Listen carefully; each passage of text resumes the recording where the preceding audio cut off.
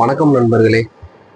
கனகம்பட்டிக்கு பக்கத்துல ஆயக்குடி அப்படிங்கிற ஒரு ஊர் இருக்கு. பழனிக்கு போற எல்லாருக்குமே தெரியும். அந்த ஊரை தாண்டி தான் நம்ம பழனிக்கு போகணும். அங்க இருந்த ஒரு பக்தர் வாழ்க்கையில ஐயா பண்ண அற்புதங்களையும் மகிமைகளையும் தான் நம்ம அந்த பதிவுல பார்க்க போறோம். இது நடந்தது ஒரு 25-30 வருடங்களுக்கு முன்னாடி. அந்த மனிதர் வந்து ஒரு மண்டி கடையில வேலை செஞ்சுக்கிட்டு இருக்கிறாங்க. அன்றாட கூலி தொழிலாளி. அவருக்கு 2 அக்காக்கள் இருக்கிறாங்க, ஒரு தாய் இருக்காங்க. அம்மா அக்காக்களோட வாழ்ந்துகிட்டு இருக்கிறாங்க. தந்தை வந்து சிறு வயதிலேயே இறந்துடுறாங்க. அதனால தன்னோட வீட்டை முழு பொறுப்பையும் அவர் கையில வந்துருது. அவர் சம்பாரிச்சுதான் வீட்டை காப்பாத்திக்கிட்டு இருக்கிறாங்க. இப்படி ஒரு சூழ்நிலை வாழ்ந்துட்டு இருக்கிறாங்க. அவங்க பெரிய அக்கா வந்து காதல் பண்றாங்க. அதனால வீட்டுல சண்டை கட்டிக்கிட்டு காதலிச்சவங்களவே கல்யாணம் பண்ணிட்டு வீட்டு விட்டு வெளியில போயிடுறாங்க. இதனால இவருக்கு ரொம்ப மனசு உடஞ்சிருது. இருந்தாலும் அந்த வேதனையில இருந்து வெளியில வந்து 2வது அக்கா வந்து நல்ல பாசமாவும் அன்பாவும் பாத்துக்கிறாங்க. அவங்களுக்கு கல்யாணம் வைக்கலாம் அப்படிங்கிறதுக்காக நிறைய இடத்துல மாப்பிள்ளை பாக்குறாங்க. ஆனா முதல் அக்கா வந்து இது மாதிரி வேற இதுல கல்யாணம் பண்ணிட்டு போயிட்டாங்க அப்படிங்கிறதுனால யாருமே மாப்பிள்ளை வீட்டுக்காரங்க யாருமே கல்யாணம் பண்ண முன் வரல. ஏதோ ஒரு குறைகளை சொல்லி தட்டி கழிச்சிடுறாங்க. தோஷங்கள் இருக்கு, ஜாதகம் பொறுத்த வரல அப்படின்னு தள்ளி தள்ளி போகுது. இவரு ரொம்ப மனசு உடைந்து ரொம்ப ஒரு கஷ்டமான நிலைமையில இருக்கிறாரு. அப்பதான் வந்து ஒரு ஒரு வரன் தேடி வராங்க. ஆனா அவங்க வந்து பொண்ணு கொடுத்து பொண்ணு கட்டிக்கணும் அப்படிங்கிற மாதிரி சொல்றாங்க. உங்க அக்காவை நாங்க கல்யாணம் பண்ணிக்கிறோம், எங்க வீட்டு பொண்ணா நீங்க கல்யாணம் பண்ணிக்கணும் அப்படிங்கிறாங்க. சரி, அக்காவுக்கு வாழ்க்கை கிடைச்சா போதும் அப்படிங்கிறதுக்காக இவரு அந்த இதுக்கு ஒத்து வந்துடுறாரு. 2 பேருக்கும் கல்யாணம் நடக்குது. அதுக்கப்புறம் தான் இவருக்கு வந்து தெரிய வருது, இவர் கல்யாணம் பண்ணின அந்த பொண்ணுக்கு வந்து மன பாதிப்பு இருக்கு அப்படின்னு சொல்லிட்டு. இவரை வந்து சுத்தமா மதிக்காம கண்டபடி பேசுறதாவும் தரக்குறைவா நடத்துறதுமாவே இருந்திருக்குது. அடிக்கடி கிணத்து மேட்டுல போய் நின்று கிணத்தை எட்டி பார்த்துட்டு தானா பேசிட்டு இருப்பாங்க. ஒரு மனநல பாதிக்கப்பட்ட மாதிரி அவங்க வந்து நடந்துட்டு இருந்திருக்கிறாங்க. இவரும் கொஞ்ச நாள் பொறுத்து பொறுத்து பாக்குறாங்க. அதுக்கு மேல இவரால் ஒன்றும் சமாளிக்க முடியல. நம்ம வாழ்க்கை இப்படி ஆயிடுச்சு, நம்ம இதை எப்படி சரி பண்றது அப்படின்னு தெரியலன்னு சொல்லி தன்னோட வாழ்க்கையவே முடிச்சுக்கலாம், இதுக்கு மேலேயும் இதுல வாழ முடியாது அப்படின்னு சொல்லி அவரு ரொம்ப மனசு விரக்தி ஆயிடுறாரு. வாக்கு சொல்ற மாதிரி ஒரு அம்மா அங்க வராங்க. அவங்க இவரை வந்து பாக்குறாங்க. பார்த்துட்டு இது மாதிரி பக்கத்துல ஜக்கம்மா கோயில் இருக்குல்ல, அங்க போங்க, உங்களுக்கு வந்து கண்டிப்பா நல்லது நடக்கும் அப்படின்னு சொல்றாங்க. ஏதாவது காத்து கருப்பு இருந்தாலும் அது ஓடிடும் அப்படின்னு வந்து சொல்றாங்க. இவர் வந்து அதை வந்து ஒரு தெய்வ விவாக்கா எடுத்துக்கிட்டு உடனே அங்க இருக்க பக்கத்துல இருக்க ஜக்கம்மா கோயிலுக்கு வராரு. அப்பதான் முத ஜக்கம்மா கோயிலுக்கு வராங்க.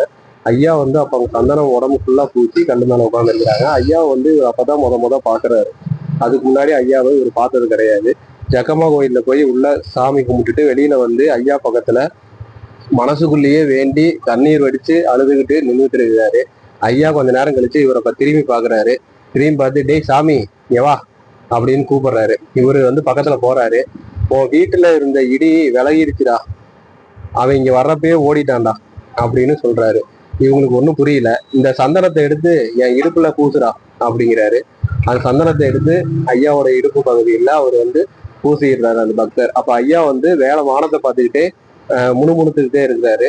கடைசியா வந்து உன்னை போயிருன்னு சொன்னேன், போ போ அப்படின்னு உரத்த குரல்ல கொஞ்சம் சத்தமா சொல்றாரு. இவருக்கு வந்து ஒண்ணும் புரியல அந்த பக்தருக்கு. அதுக்கப்புறம் திரும்ப இந்த பக்தரை பார்த்து நீ போடா, நீ போய் உன் பொழப்ப பாருப்போ அப்படின்னு சொல்றாரு. உடனே இந்த பக்தர் வந்து ஐயாவை வேண்டிக்கிட்டு சரி ஐயா சொன்னதுன்னு புரியல, இருந்தாலும் ஏதோ நல்லது இருக்கும் அப்படின்னு நினைச்சுக்கிட்டு திரும்ப வீட்டுக்கு வராரு.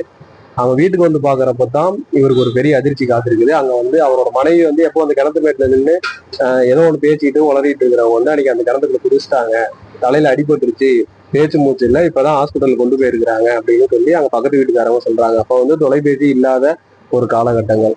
உடனே ஒரு பதறி அடிச்சு ஹாஸ்பிட்டலுக்கு போய் பாக்குறாரு. டாக்டரும் வந்து தலையில அதிகமா அடிபட்டிருக்கு, இன்னும் அவங்க சுயநிலை வரல, அதனால அது எங்களால எதுவும் இப்போதைக்கு சொல்ல முடியாது அப்படின்னு சொல்லிடுறாங்க. இவருக்கு ரொம்ப கஷ்டமாயிருது. இவர் அப்படியே ஐயாவை மனசுல நினைச்சு வேண்டிக்கிட்டே இருக்கிறாங்க.